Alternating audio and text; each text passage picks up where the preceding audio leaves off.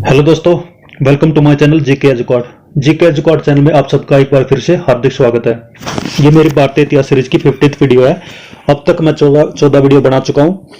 Last video में हमने गुप्त साम्राज्य के बारे में कवर किया था। एक बार उसका रिवीजन कर लेते हैं। गुप्त साम्राज्य है जो कि 240 ईस्वी से लेकर 540 ईस्वी तक माना जाता है। इन्होंने लगभग 300 साल तक भारत पर शासन किया। श्री गुप्त ने गुप्त साम्राज्य की नींव रखी थी, जो 240 ईस्वी में गुप्त साम्राज्य के शासक बने थे। उसके बाद घटोत्कच आए थे जो 280 ईस्वी में गुप्त साम्राज्य के शासक बने थे। उसके बाद चंद्रगुप्त प्रथम आए थे 320 ईस्वी में, वो गुप्त साम्राज्य के शासक बने थे। फिर समुद्रगुप्त आए थे 335 ईस्वी में। फिर रामगुप्त आए थे जिनका शासनकाल कम था। उसकी जगह उनके भाई थे चंद्रगुप्त द्वितीय, जो कि 380 ईस्वी में गुप्त साम्राज्य के शासक बने थे। उसके बाद आए थे कुमारगुप्त 415 ईस्वी में गुप्त साम्राज्य के शासक बने। फिर स्कंदगुप्त थे, तो स्कंदगुप्त जो है अंतिम महान शासक थे। उसके बाद आए थे कुमारगुप्त। उसके बाद जितने शासक वे कमजोर थे और धीरे धीरे जो है गुप्त साम्राज्य जो सिकुड़ता हुआ आ गया था और 540 ईस्वी में लगभग वो खत्म हो चुका था। जो गुप्त साम्राज्य के अंतिम शासक थे उनका नाम था विष्णुगुप्त। विष्णुगुप्त के समय पर उन्होंने भारत पर आक्रमण किया और गुप्त साम्राज्य को खत्म कर दिया था। तो अभी तक हमने इन सभी के बारे में पढ़ा था, जिसमें महाराजा धीराज की उपाधि किसको दी गई थी? चंद्रगुप्त द्वितीय को, जिसको चंद्रगुप्त विक्रमादित्य भी बोला जाता है। गुप्त संवत की शुरुआत किसने की थी? चंद्रगुप्त प्रथम ने। समुद्रगुप्त को भारत का नेपोलियन बोला जाता है, कविराज बोला जाता है, अश्वमेधकर्ता, विक्रमांक और परम भागवत बोला जाता है। इसके अलावा समुद्रगुप्त जो है संगीत के प्रेमी थे और वो इतने महान सम्राट हुए थे जिन्होंने लगभग पूरे भारत साम्राज्य पर शासन किया था, इसलिए उसको भारत का नेपोलियन बोला जाता था। हरिसेन जो उनके ही दरबार के कवि थे। इसके बाद हमने पढ़ा था चंद्रगुप्त द्वितीय के बारे में, जिसमें चीनी बौद्ध यात्री फाहियान भारत में आए थे और उन्होंने चंद्रगुप्त द्वितीय के बारे में लिखा था अपनी पुस्तक फोग्यू ओजी में। चंद्रगुप्त द्वितीय के शासनकाल में नवरत्न थे, यानी 9 विद्वान थे, जिनमें सबसे ऊपर किसको मानते थे? कालिदास को। इसके अलावा कुमारगुप्त ने नालंदा विश्वविद्यालय की स्थापना कराई थी। और एक हमने सुदर्शन झील के बारे में पढ़ा था। सुदर्शन झील का जो पुनरुद्धार करवाया था किसने कराया? स्कंदगुप्त ने। तो उससे आगे हम पढ़ेंगे गुप्त साम्राज्य में किस प्रकार की शासन प्रणाली थी, कैसे गुप्त साम्राज्य में सामाजिक जीवन लोग व्यतीत करते थे, आर्थिक जीवन कैसा था। तो शुरू करते हैं गुप्त साम्राज्य।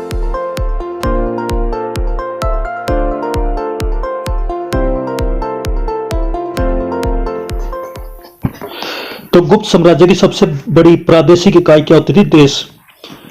गुप्त साम्राज्य जो है अलग अलग प्रांतों में बटा हुआ था, उसमें प्रांत को देश बोला जाता था और एक देश का जो शासक होता था उसको क्या बोला जाता था? गोपना।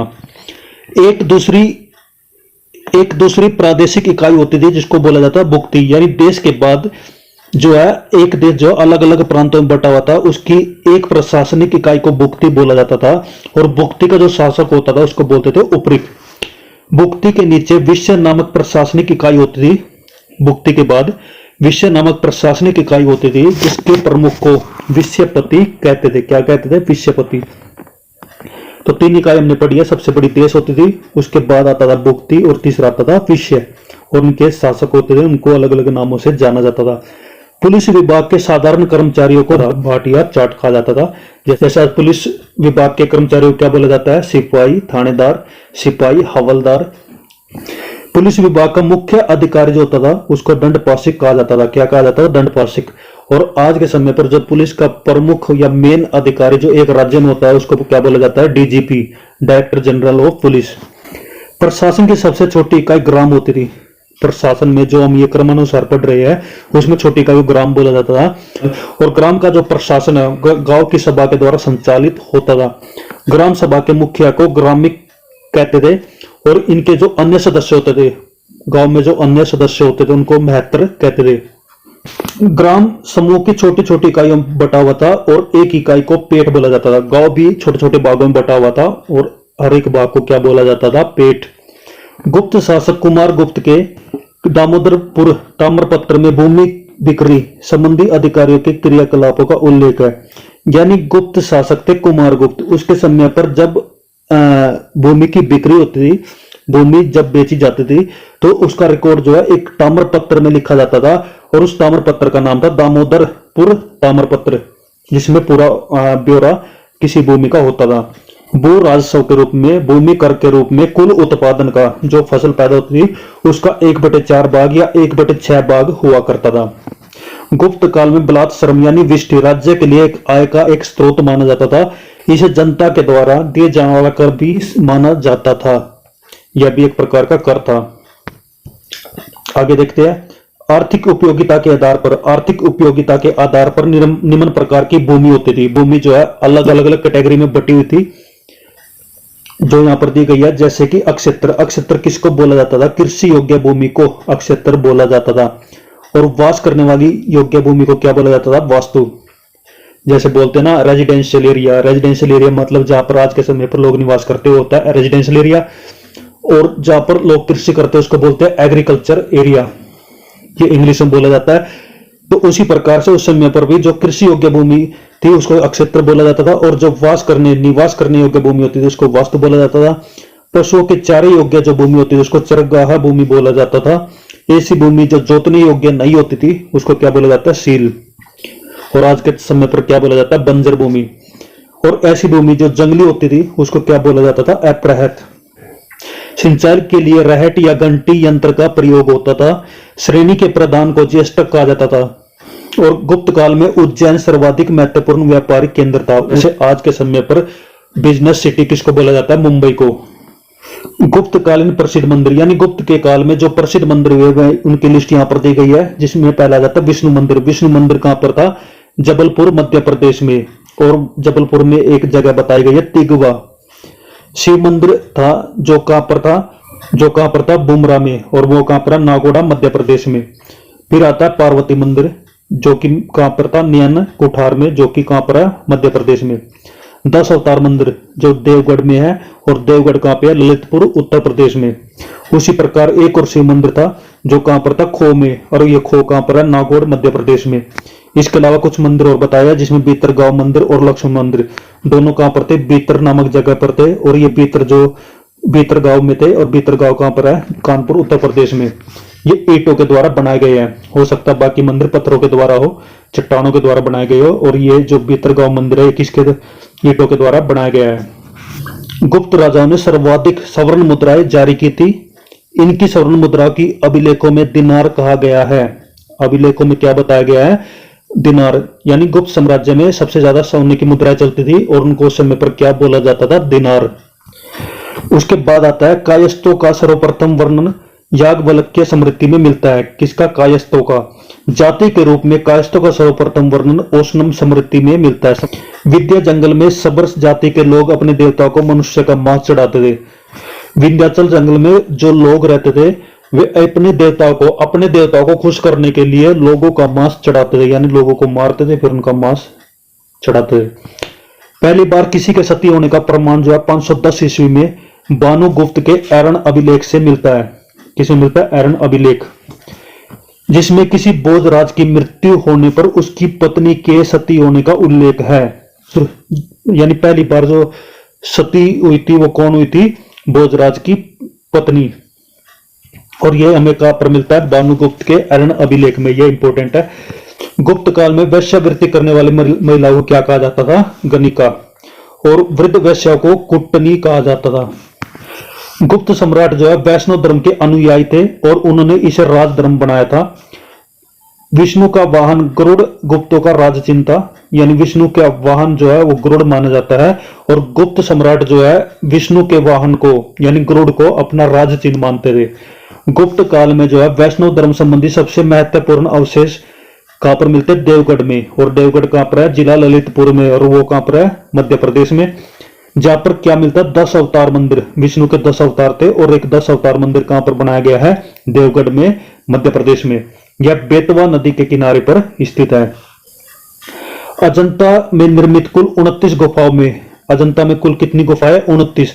29 गुफाओं में वर्तमान में केवल 6 ही शेष है, जिसमें कुल संख्या 16 और 17 ही गुप्तकालीन है। तो अजंता की गुफाओं का निर्माण किसने कराया? गुप्त काल में इनका निर्माण हुआ है। 29 गुफाएं कुल टोटल गुफाएं है, उनमें 6 गुफाएं जो है अभी बची हुई है, जिनमें गुप्त संख्या 16 एवं 17 ही गुप्तकालीन है।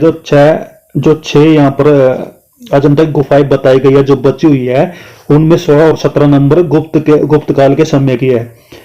इसमें गुफा संख्या 16 में उत्कीर्ण मरोनसन राजकुमारी का चित्र प्रशंसनीय है। राजकुमारी का चित्र इसमें बताया गया है गुफा नंबर 16 में। गुप्त संख्या 17 के चित्र को चित्रशाला कहा गया है। इस चित्रशाला में बुद्ध के जन्म का, उसके जीवन का, उसके महाविनिष्क्रमण का और महापरिनिर्माण की घटनाओं को बताया गया है। यानी गुप्त संख्या 17 जो है उसमें बुद्ध के बारे में बताया गया है, उसके जीवन के बारे में बताया गया है। अजंता की गुफाएं बौद्ध धर्म की महायान शाखा से संबंधित है। गुप्त काल में निर्मित अन्य गुफा भी है जिसको बाघ की गुफा बोला जाता है, जो बाघ नामक स्थान पर है। और ये बाघ नामक स्थान कहां पर है? विंध्याचल पर्वत पर है, यानी मध्य प्रदेश में है। नेक्स्ट है गुप्त काल में विष्णु शर्मा के द्वारा लिखा गया पंचतंत्र संसार का सर्वाधिक प्रचलित ग्रंथ माना जाता है। संसार में सबसे ज्यादा जो प्रचलित ग्रंथ है उसका नाम है पंचतंत्र, जो किसमें लिखा हुआ है? संस्कृत भाषा में। बाइबल के बाद जो है इसका दूसरा स्थान है, यानी विश्व भर में बाइबल के बाद जिस ग्रंथ का उल्लेख है वह पंचतंत्र। इसे 5 भागों में बांटा गया। पंचतंत्र के 5 भाग है, जिसमें पहला जाता है मित्रभेद, दूसरा आता है मित्रलाभ, तीसरा आता है संधि विग्रह, चौथा आता है लब्ध प्रणांश और 5वां आता है परीक्षा अपरीक्षा कारित्व। आर्यभट्ट ने आर्यभट्टिनम एवं सूर्य सिद्धांत नामक ग्रंथ लिखे हैं। आर्यभट्ट ने यहाँ पर आर्यभट्ट जो है गुप्त काल के समय पर हुए थे और उसने 2 ग्रंथ लिखे हैं, एक आता आर्यभट्टिनम और एक आता सूर्य सिद्धांत। उसने सूर्य ग्रहण एवं चंद्र ग्रहण के वास्तविक कारण बताए थे, क्यों सूर्य ग्रहण होता है, क्यों चंद्र ग्रहण होता है, सबसे पहले आर्यभट्ट ने बताए थे। आर्यभट्ट जो है भारत के पहले नक्षत्र वैज्ञानिक थे जिसने घोषणा की कि पृथ्वी जो है अपनी दूरी पर घूमती है। यह सबसे पहले किसने बताया था? आर्यभट्ट ने। तो आर्यभट्ट ने जीरो की भी खोज की थी, यह आपको पता होगा। आगे देखते हैं वराहमिहिर जो है चंद्रगुप्त विद्या के 9 रत्नों में से एक है। उसने वृत्त संहिता, पंच सिद्धांत, वृज्जाक एवं लघु जातक की रचना की है। वृत्त संहिता में नक्षत्र विद्या के बारे में बताया गया है, वनस्पति शास्त्र के बारे में बताया गया है, प्राकृतिक इतिहास के बारे में बताया गया है और भौतिक भूगोल के विषय पर भी चर्चा की गई है। ब्रह्मगुप्त इस युग के महान नक्षत्र वैज्ञानिक एवं गणितज्ञ थे। कौन? ब्रह्मगुप्त। उसने यह घोषणा करके न्यूटन के सिद्धांत की पूर्व कल्पना कर ली थी। न्यूटन ने एक सिद्धांत दिया था जिसके बारे में ब्रह्मगुप्त जो है पहले ही बता चुके थे। इस प्रकार देख सकते हैं कि हमारे देश में पहले से ही उन सिद्धांतों की खोज हो चुकी है जो बाद में न्यूटन जैसे वैज्ञानिकों ने खोज करके बताया है। तो ब्रह्मगुप्त जो है भारत के पहले नक्षत्र वैज्ञानिक एवं गणितज्ञ थे, जिन्होंने घोषणा करके यह बताया था कि प्रकृति के एक नियम के अनुसार सभी वस्तुएं जो है पृथ्वी पर आकर गिरती है। यानी पृथ्वी के ऊपर कोई भी चीज छोड़ते हैं तो पृथ्वी पर आकर गिरती है। क्यों? क्योंकि पृथ्वी स्वभाव रूप से सभी वस्तुओं को अपनी ओर आकर्षित करती है और इस फोर्स को क्या बोला जाता है? ग्रेविटेशनल फोर्स, गुरुत्व बल या गुरुत्वाकर्षण बल बोल सकते हैं। गुप्त काल में पलकानव ने पशु चिकित्सा पर अस्तायुर्वेद लिखा। नवी नितकम की रचना गुप्त काल में की गई थी। किसकी? नव नितकम की रचना गुप्त काल में की गई थी।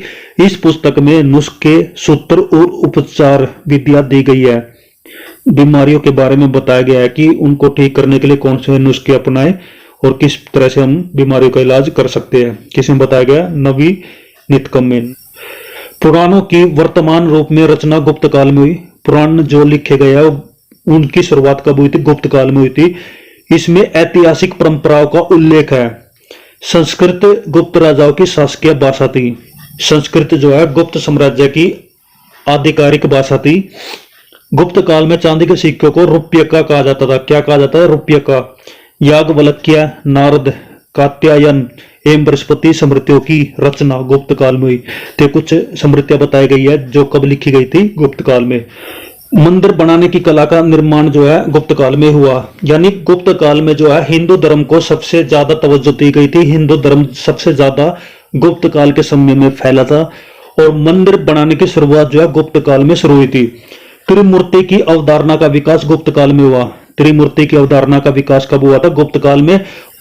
गुप्त वंश के शासकों ने मंदिरों को और ब्राह्मणों को सबसे अधिक ग्राम अनुदान में दिए थे। गुप्त काल जो है लौकिक साहित्य की सृजना के लिए स्मरणीय है। बास के 13 नाटक इसी काल के हैं। शूद्रक का लिखा नाट्य मृच कटिकम या माटी की खिलौना गाड़ी, जिसमें निर्धन ब्राह्मण के साथ वैश्य का प्रेम वर्णित है। शूद्रक के द्वारा जो है एक नाटक लिखा गया जिसका नाम है मृच कटिकम, जिसमें यह बताया गया है, जिसमें एक प्रेम के बारे में बताया गया है, जो किस किस के बीच में, एक निर्धन ब्राह्मण के बीच में और एक वैश्य के बीच में। और प्राचीन नाटकों में सर्वोत्कृष्ट माना जाता है, सर्वश्रेष्ठ माना जाता है प्राचीन नाटकों में कौन सा? मृच कटिकम। आगे देखते हैं कालिदास की कृति अभिज्ञान शाकुंतलम। क्या नाम है? अभिज्ञान शाकुंतलम, जो राजा दुष्यंत और शकुंतला के प्रेम की कथा के बारे में बताया गया है, कि प्रथम भारतीय रचना है जिसमें अनुवाद यूरोपीय भाषाओं में हुआ है। तो कालिदास के द्वारा एक रचना लिखी गई थी जिसका नाम था अभिज्ञान शाकुंतलम, जो एक प्रेम के बारे में है और किसके बीच में? राजा दुष्यंत और शकुंतला के बीच में। इस रचना का अनुवाद जो है यूरोपीय भाषा में हुआ है। यूरोपीय भाषा जैसे कि इंग्लिश, फ्रेंच, इटालियन, जर्मन, तो इन भाषाओं में अभिज्ञान शाकुंतलम को कन्वर्जन किया गया है। और ये ऐसी दूसरी रचना भगवत गीता के बाद, तो भगवत गीता और अभिज्ञान शाकुंतलम जो है यूरोपियन भाषाओं में इनका अनुवाद किया गया है। सांस्कृतिक उपलब्धियों के कारण गुप्त काल को भारतीय इतिहास का स्वर्ण युग कहा जाता है। क्या कहा जाता है? स्वर्ण युग। किसको? गुप्त काल को। गुप्त काल को क्या बोला जाता है? स्वर्ण युग, यानी गोल्डन एज या फिर क्लासिकल एज ऑफ इंडिया। नगरों का क्रमिक पतन जो है गुप्त काल की महत्वपूर्ण विशेषता है। तो गुप्त काल में नगरों का क्रमिक पतन भी हुआ था। तो ये दोस्तों था गुप्त साम्राज्य के बारे में।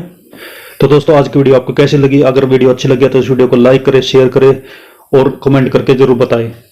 और जीके एजुकार्ड चैनल को सब्सक्राइब जरूर करें। तो दोस्तों नेक्स्ट वीडियो मिलती है जिसमें हम कवर करेंगे वाकाटक राजवंश। वाकाटक वंश जो है गुप्त काल के पैरेलल चलता है। गुप्त काल जो है मध्य भारत में और उत्तरी भारत में ज्यादा फैला हुआ था। दक्षिण भारत में उसका ज्यादा विस्तार नहीं था। दक्षिण भारत में जिस वंश का विस्तार था उसका नाम था वाकाटक वंश। उसके बारे में हम नेक्स्ट वीडियो में पढ़ेंगे।